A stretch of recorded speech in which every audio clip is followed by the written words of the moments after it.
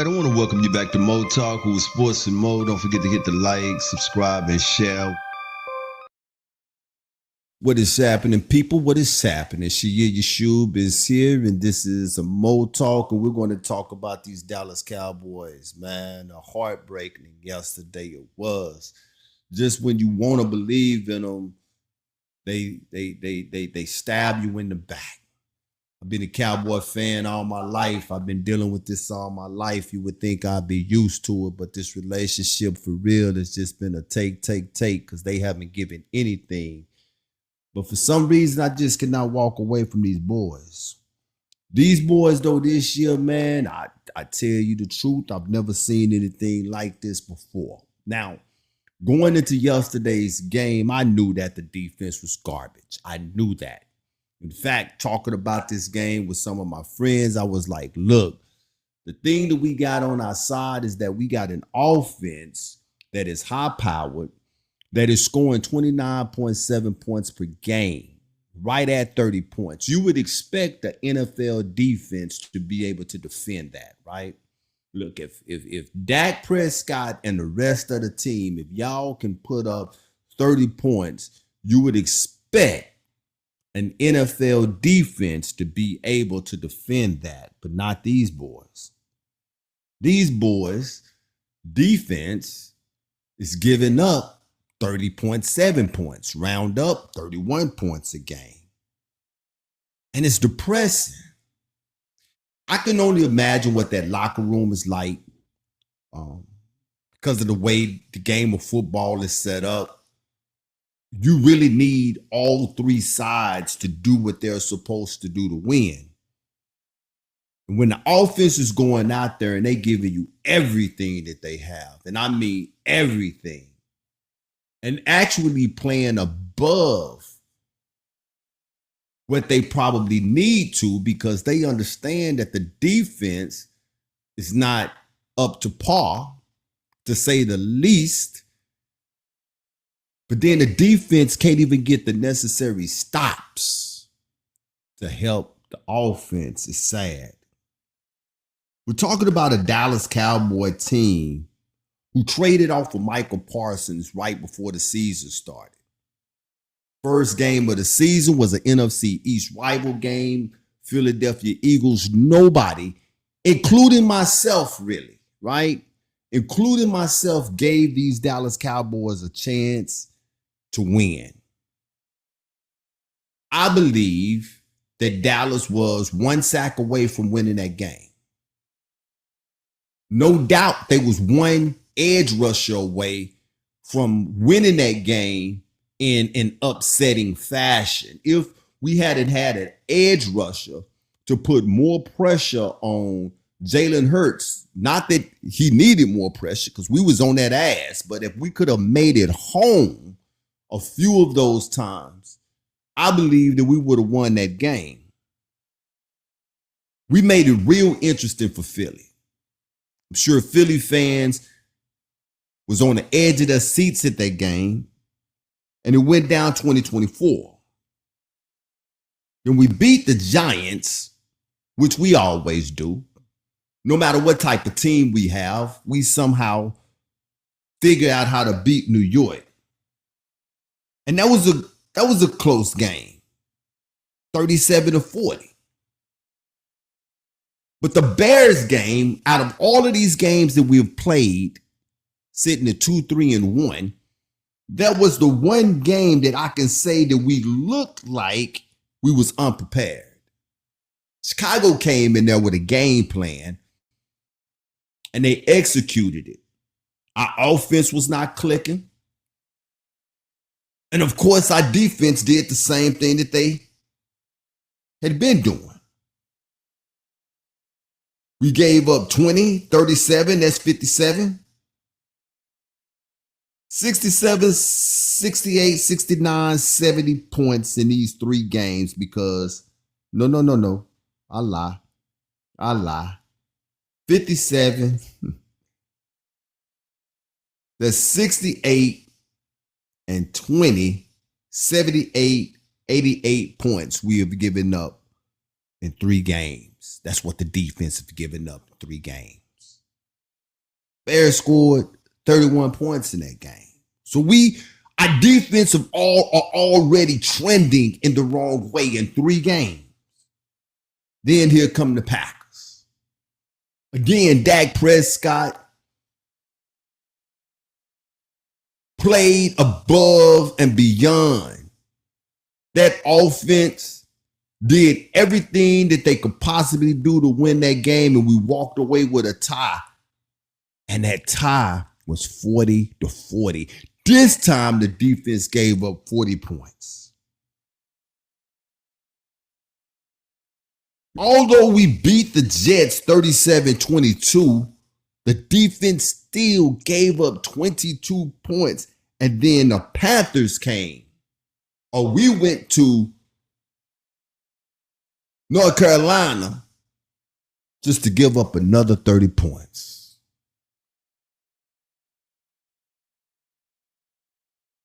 How can you win? How can you win? I would rather this thing be reversed as a fan.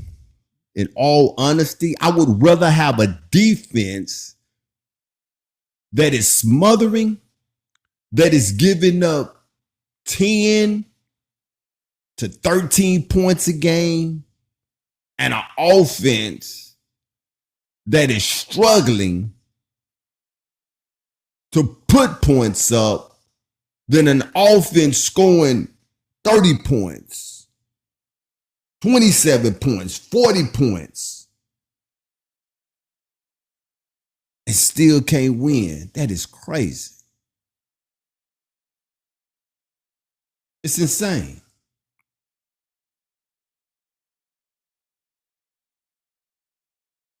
Yeah, we got rid of Michael Parsons, but there's a song that I love. And one of the lines in that song is, "One monkey don't stop no show," and I believe that. And I'm not calling Michael Parsons a monkey, okay? For you that's in the comments, I'm not calling him a monkey. But he is one person. And the rest of the team is professionals. And if you cannot step up because one player is gone, you're less than a professional. But I don't believe that it's the absence of Michael Parsons. Neither do I believe that it's the personnel that is on the field.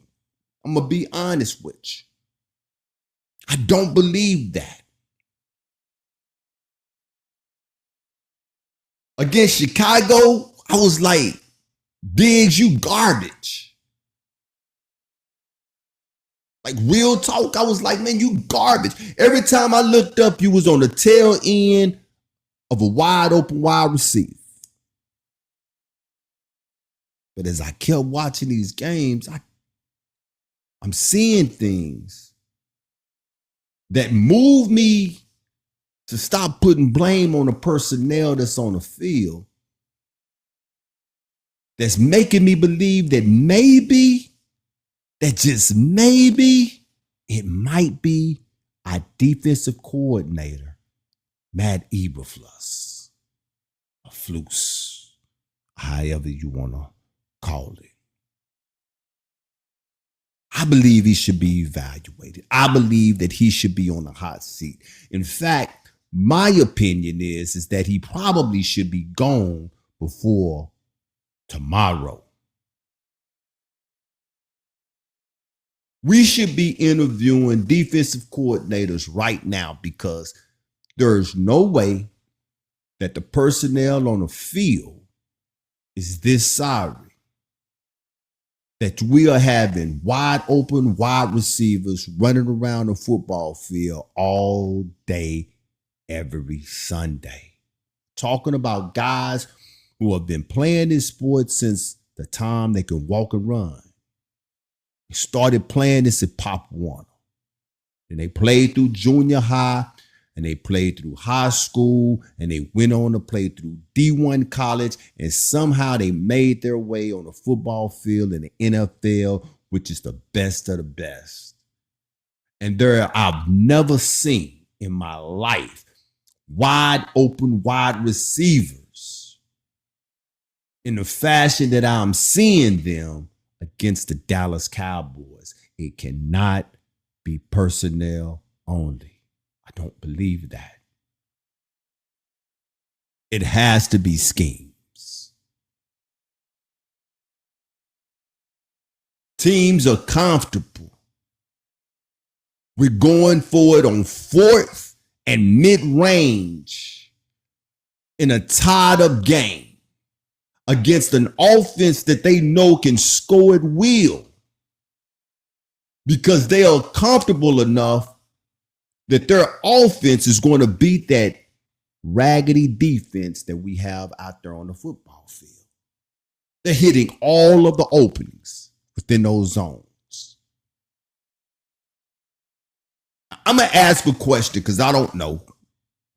But have any of you guys even seen the Dallas Cowboys play man press yet? I don't believe that I have. I don't believe that I have. These cornerbacks and secondary players are being put in bad positions to make plays. And it is costing our teams.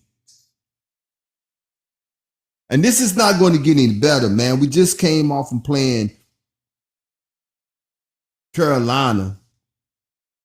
We got Washington coming up next. We got to play them twice. We got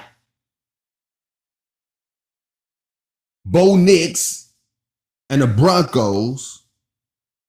We got the Cardinals. We got the Raiders. We got Philly again, and we got Pat Mahomes and the Chiefs.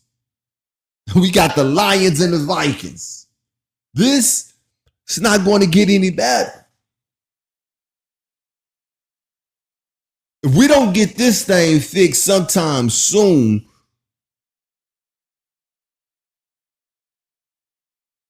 this defense is going to start giving up more than 30 points a game because their will is going to be broken. By the time we get to the Raiders, if they still giving up 30 points a game, by the time we get to the Raiders, our defense is not going to even show up at all, which is in return is going to cause those on the offense to not even try. What the hell for? Why? We cannot expect our offense to go out every week and score 30 points a game. We cannot expect that.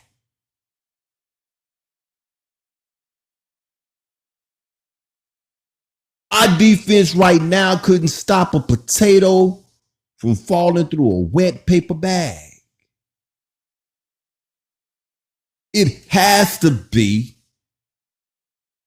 Matt Eberflus. There is no other explanation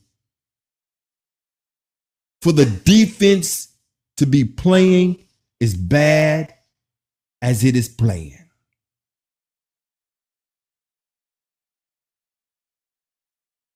Coming out of an article on MSN, it says that media members and fans alike have unleashed a deluge of criticism towards Eberflus during the loss as well as in the aftermath, calling on the franchise to fire him and look elsewhere for a new DC.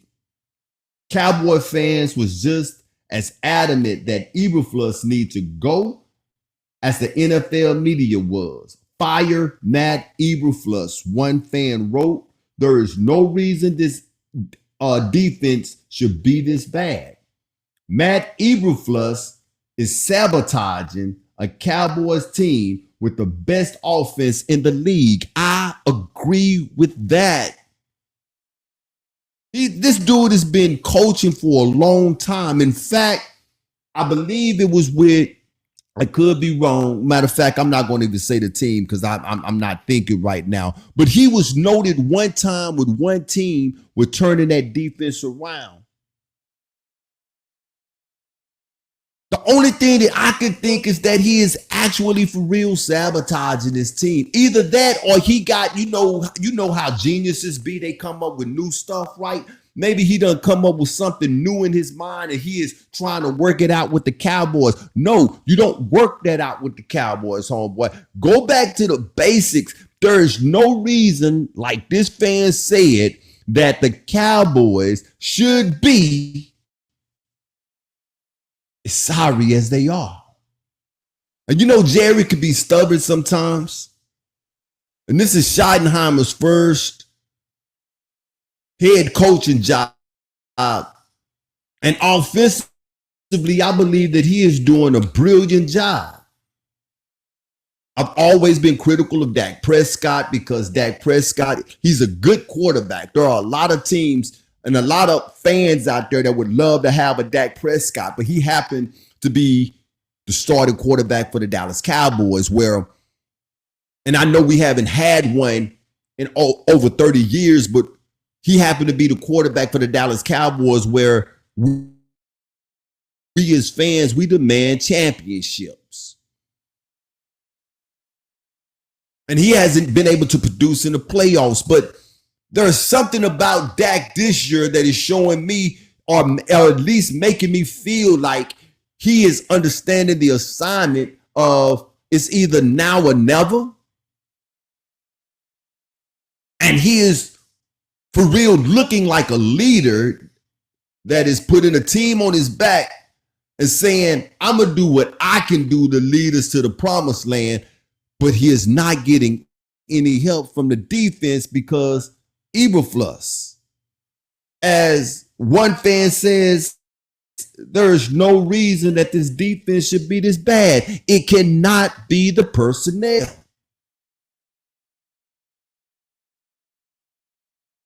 It can be understated just how dimensional this man has been to our season. Detrimental. Matt Eberflus lost us this game and he needs to be fired.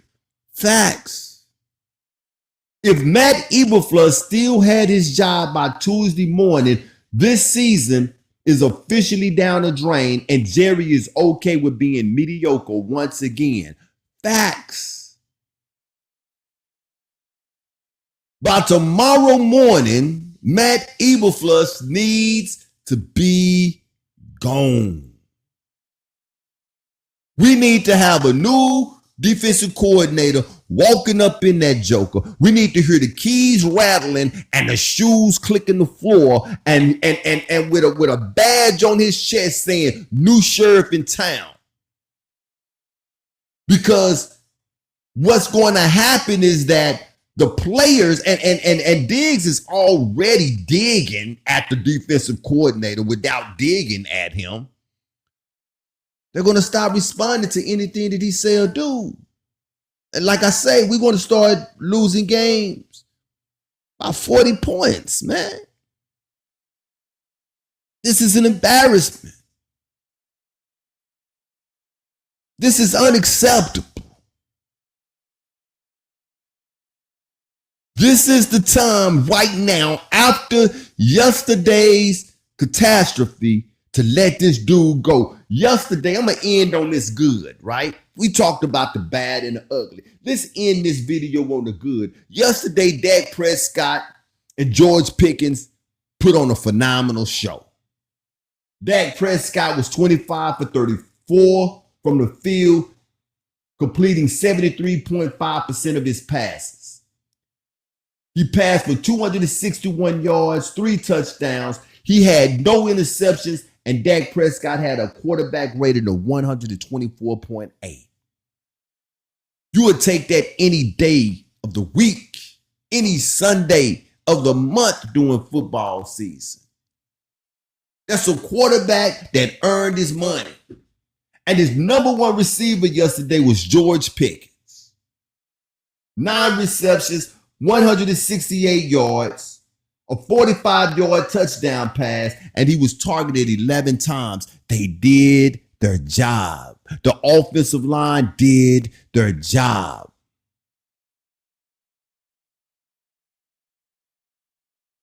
You cannot expect any more from them. They did their job, but that unit that belonged to Matt Eberflus, it don't even look like they tried to help him. He should not be fired. He should just quit. Just don't show up tomorrow. Let's just do us all a favor. Don't show up tomorrow. If you got a buyout in your contract, go ahead and take that and leave, sell off into the sunset and have a nice life. Because not only are you not needed here in Dallas, you are not wanted here in Dallas. So yeah, you should, people. Y'all get at me. Let me know if I'm over exaggerating. I don't think that I am. Let me know how y'all feel about Matt Eberflus, whatever his name is. This brother needs to be gone. The next time. Peace.